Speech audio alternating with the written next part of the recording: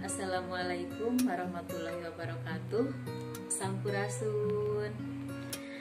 Kumaha daramang sadayana? Alhamdulillah upami damang mah mudah-mudahan barudak sadayana aya dina kaayaan sehat walafiat. Mudah-mudahan kita semua dalam keadaan sehat walafiat. Alhamdulillah penak deui sareng ibu bertemu lagi dengan ibu Elis Emma yang selalu mengajar di kelas ini. Untuk hari ini materinya yaitu carpon, dalam bahasa Indonesia yaitu cerpen, artinya cerita pendek. Tetapi sebelum belajar, mari kita berdoa dulu menurut agama dan kepercayaannya masing-masing. Berdoa dimulai.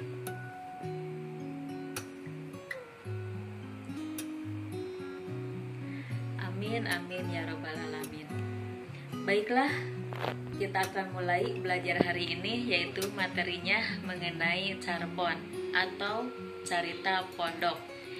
Cerpen, cerita pendek dalam bahasa Indonesia. Baiklah, untuk tujuan pembelajaran ada dua.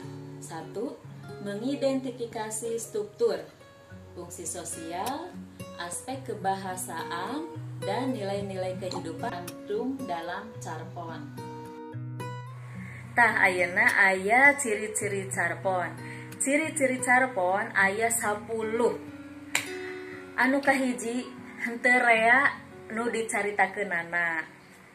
Anu kadua tokohna henteu rea atawa saeutik. Anu katilu museur kana 2 kajadian. Anu kaopat galurna bahasajan henteu ngaran cabang. Anu kalima henteu loba pundah-pindah latar. Anu kagenep aya nu ngarangna tur sumebarna secara tinulis atau tertulis dalam bahasa Indonesia. Anu saterasna ngabogaan tema jeung amanat nu hayang ditepikeun ku pangarangna. Lajeng umumna carpon dina majalan antara 5 nepi ka 10. Upami dina koran mah mung sakaca. Teras dibacana antara 10 menit dugi ka 15 menit.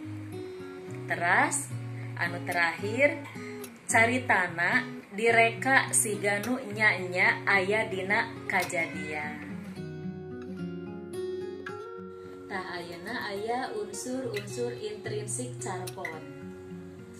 Anu kahiji nyaeta aya tema, anu kadua amanat, anu katilu palaku, anu kaopat latar, anu kalima galur atawa plot sareng puseur sawangan. Tema nyaeta inti pikiran atawa puseur implengan pangarang atawa inti pikiran nu aya dina prosa fiksi. Anu kadua nyaeta amanat. Amanat teh pesen anu hayang ditepikeun ku pangarang kanu macana. Anu katilu aya palaku. Palaku teh nyaeta tokoh atawa ngaran-ngaran boh jalma, boh sasatoan anu aya dina carita.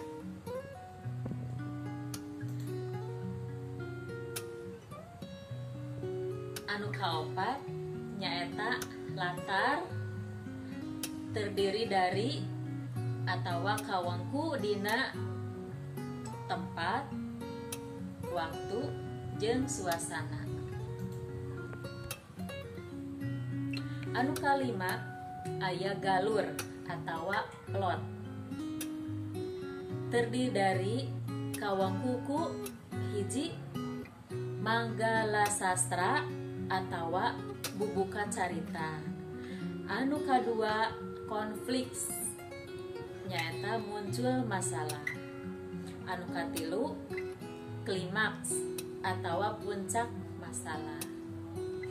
Anu kaopat anti klimaks atau ngarengsekeun masalah.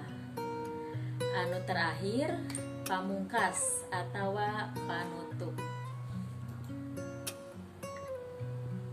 Tah anu kagenep nyaeta puseur sawangan. Kalau dalam bahasa Indonesia yaitu sudut pandang, yaitu atawa nyaeta cara pangarang nyaritakeun palaku caritana.